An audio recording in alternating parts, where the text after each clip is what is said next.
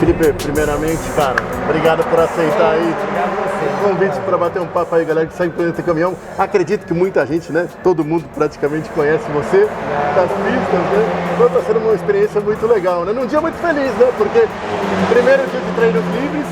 Hoje surpreendeu aí, né? Hoje foi bom. Foi em segundo lugar o primeiro treino, primeiro o segundo treino, mas também não é que quer dizer lá muita coisa, né? O que conta é amanhã.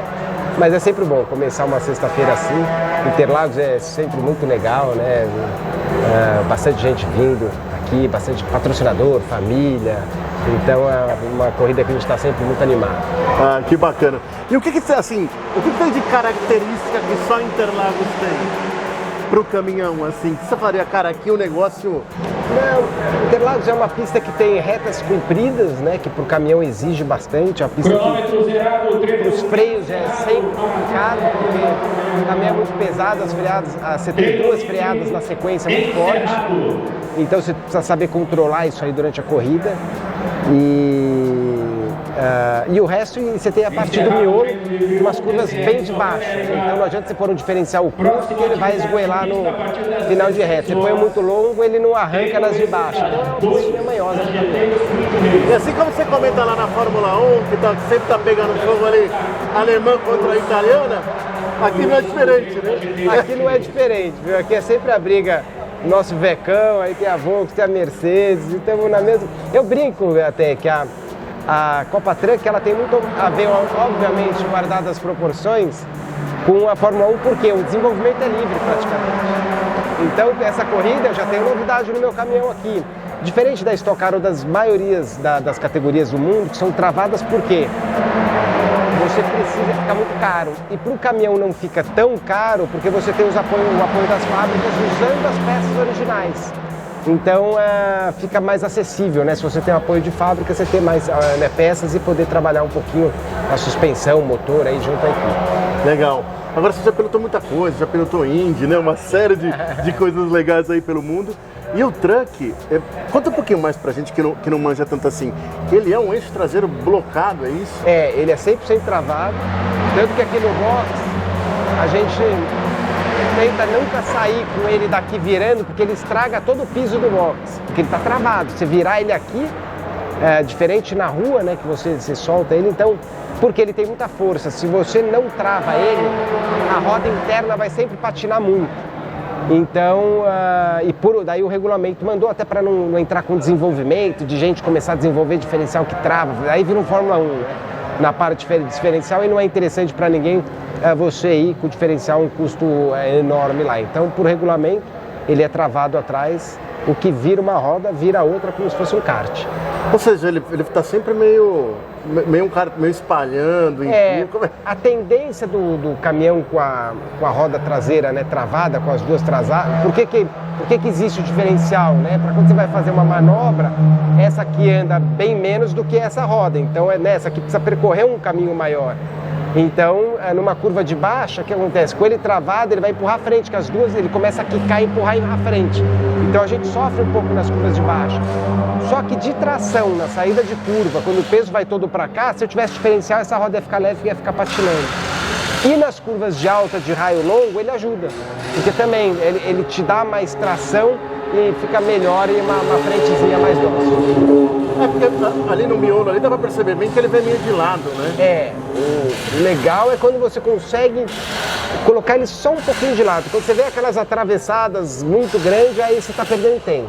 Mas o ideal é você tirar aquela saída de frente com o acelerador, a hora que o turbo enche, ele quebra a traseira, ele vem um pouquinho, e o momento é tentar ficar ali, né? Um caminhão bem acertado é isso. Quanto pesa um caminhão desse, mais ou menos? 4 toneladas, mais ou menos. E ele trabalha a corrida inteira sem problema de aquecimento? Para o freio, a gente leva 200 litros de água, né?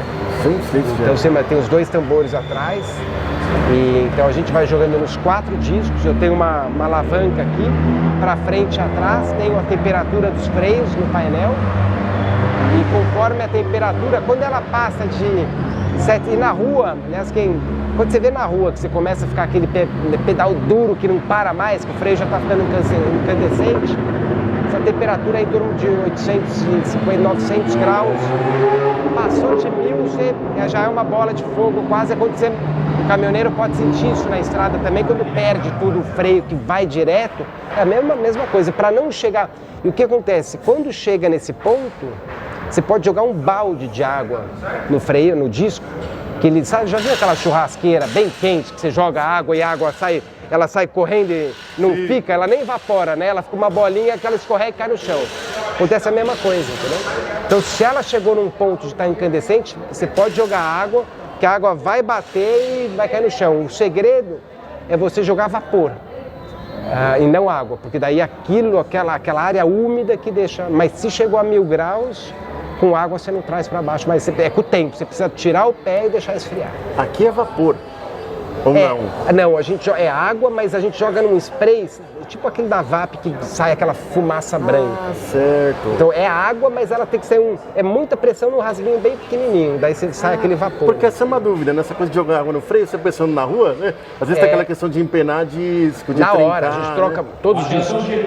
Se troca muito mais disco do que a gente usa água. E se eu jogar água, vamos supor, eu parei o caminhão e esqueci a água ligada, ele vai trincar o disco. Então você precisa tomar um cuidado extra aí com a água e o uso da água, por causa da diferença de temperatura, ela para o disco de freio acaba machucando mais o disco. E durante a corrida, assim, né, o equipamento vai mudando? Por exemplo, você está numa corrida de calor, você largou, ele vai mudando a característica, como é que é? Vai, a tendência, quando o caminhão esquenta, o normal do caminhão quando esquenta, ele empurra a frente, ele começa, a temperatura muito quente dos discos, acaba esquentando roda, acaba esquentando pneu e muda o comportamento. Atrás, você tem uma outra diferença, que lembra aqueles 200 quilos de água, aí você tem mais 100 litros de óleo, aquilo vai embora tudo no final da corrida, então você tem um caminhão quase 300 quilos mais leve no final da corrida, então isso também pode mudar a característica.